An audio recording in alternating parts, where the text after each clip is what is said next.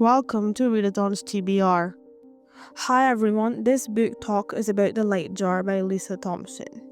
This book is described as a fantasy, but it's not your run-of-the-mill demons and dragons and witches sort of thing. This is more emotional and it has supernatural elements, but it does tend to feel strange and unsettling at times. So we start off with a boy called Nate and he's 11 years old. And he and his mom were suddenly left home and they moved to this old cottage in the middle of nowhere. We understand that something is off from the very beginning because his mom is nervous all the time, they're hiding from someone, and Nate doesn't actually get what's going on. Then we find out that they're hiding from his mom's abusive live-in boyfriend, and that's when you start to feel really bad for this boy.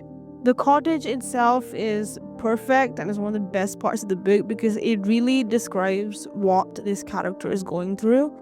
So this cottage is isolated, there's barely any electricity and everything feels cold and quiet. Now this is how Nate feels because his mom said that she is going to get groceries because there's nothing in this abandoned cottage, but she doesn't return for the whole night and she doesn't turn up for all the days after that either. So this 11-year-old is left to fend for himself. So he's feeling really lonely and isolated, and that is also how the cottage is in the middle of the woods. So then Nate starts finding these strange jam jars hidden around the cottage, and inside them are glowing handwritten messages that seem to exactly appear when he needs help or advice. And this kind of shows that you can find light in the darkest of times if you know where to look. We don't know who's putting the jars there and how they are there in the first place, but you'll have to read the rest of the book to find out. While he's exploring the area, Nate meets a girl called Kitty and she becomes his friend, but there's something off about her from the start. She appears unexpectedly, she knows things she probably shouldn't, and sometimes she acts like she's hiding something herself. Then we discover that there's more secrets about the cottage, the jars, and obviously Kitty herself.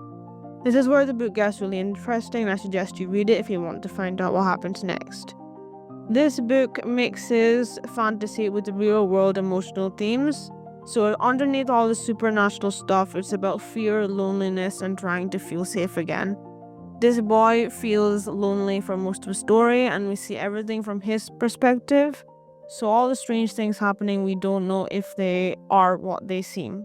I like how Nate feels like a real person and not some cardboard cutout of a character. He's just a kid trying to understand a rather scary and depressing situation. So this made the story feel more realistic.